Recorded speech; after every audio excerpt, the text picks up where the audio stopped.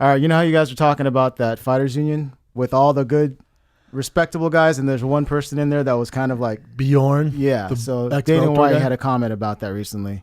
Ooh.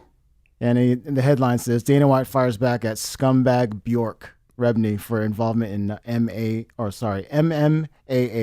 Yeah. So I saw this. I saw Dana White's comments, it's hard to disagree with Dana on this. I'm part of the Mixed Martial Arts Athletes Association, right? Like I'm in talks with them. I'm on board. I'm willing to help out however they need. And Dana just says like, of course, Bjorn's saying I paid guys 53% of profits when I was Bellator CEO because you weren't making any money. He goes, that doesn't mean shit. If you're making barely any money and you're paying, you have to pay those guys. Paying them $1,000, not bringing anything in. Right. So Dana has a good point there. I agree. Bjorn's a tough sell, man. He really is. He's a tough sell. Yeah. Because he's not. His history has not been to be a friend of the fighter. If MMAAA, if they would have came to me, I would have said, okay, so you have Bjorn on board. Don't make him a face of it. Right. Have him behind the scenes. Because why does he need to be the face of it? He's burned too many bridges. His name in the business is not good. They're only going to be able to attack you because of this. Notice there's no one. TJ, Kane, Tim Kennedy, Don Cerrone, and myself. None of us are in the headlines. Right. It's all about the negativity of Bjorn. That's just bad marketing on their part. Dana doesn't really mince words. I don't know if you can see any. I'll just quote what he said. He goes, "The one thing that I do know that came out of this thing is that this scumbag who knows nothing about our business, he says, yeah, they only pay the fighters 8% of the revenue. I hope you're talking about Conor McGregor, okay? We're paying 8% of the revenue. You must mean Conor McGregor, right, Bjorn? You stupid motherfucker." Which is why you gotta love him. He doesn't mince words. Now, but then he goes on this interview. He goes bad on Cowboy. Because Cowboy's part of me goes, if he had a problem, he should have told me. It doesn't work like that. Because he goes, blah, blah, blah.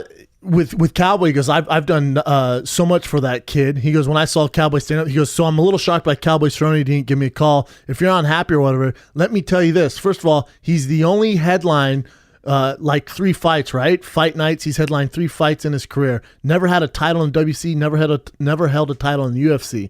A couple of years ago, he was on this boat. He had an issue with a guy on the boat. He got in big trouble. Who's he call? He calls me, and I go on my way, give him the best criminal defense lawyer, and spend over $100,000 of my own money to help him out. This is the thing with Dana, though, and you love him or hate him. His passion is why the UFC where it's at, and he sold $4 billion, and he's Scrooge McDuck.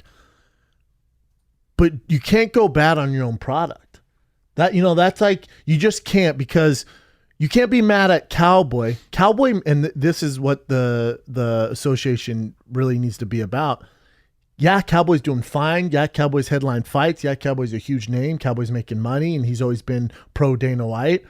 Cowboy's argument is for the rest of everyone, because as individuals, we don't have that much power. Even Conor doesn't have that much power. Right. As a group, you have power. Yeah. As a group, it's going to be hard to change people's mind frame and the way they think they should be treated. As a group, it's very hard to change the masses. Yes. But as individuals, he can go to Cowboy and go, dude, listen, I'll take care of you, just pipe down. But if Cowboy represents a group, you're not going to be able to do that. It's probably also safe to say that Cowboy wasn't making a fortune fighting and was maybe not getting what a lot of people at that level in other sports, especially our sponsors. Yes. But to Dana's, Dana go, he's never a title holder, and we've been hooking him up a lot. But he's one. You don't diminish your product. That's where I jump off this Dana train. Is Cowboys? He's not a headliner, but he's on the main card of Toronto this weekend. Everybody wants to see him he's fighting this weekend. Yeah. You just diminish your product that you're hoping sells well. Yes. You're saying, yeah, the guy, he never was a title holder. He's this, and then you go bad on your product. Well, Dana there feels like, it sounds like he was hurt. Like, it sounds like his feelings were hurt there because they were close. His feelings don't matter here. Right. That doesn't matter here. This is business.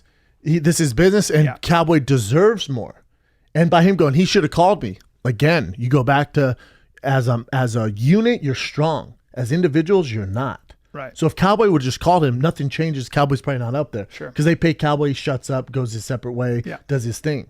But as Cowboy speaks out and gets taken care of as a unit is what's important. Yeah, man. It takes a lot of integrity and guts. You know, I've said that about all these guys. They're taking a big risk, Mm-hmm. and it's impressive. We'll see what happens to him. They're doing the right thing. But with the Bjorn thing, that's just bad press. He should have just been a behind the scenes guy. He's burned too many bridges. He doesn't have a great name in the industry. They fucked up there. I'll be honest. And I'm on board. I'm with them. Yep. They fucked up. No matter, he might be a great guy, but he should be behind the scenes. Right. Does that make sense? Yes.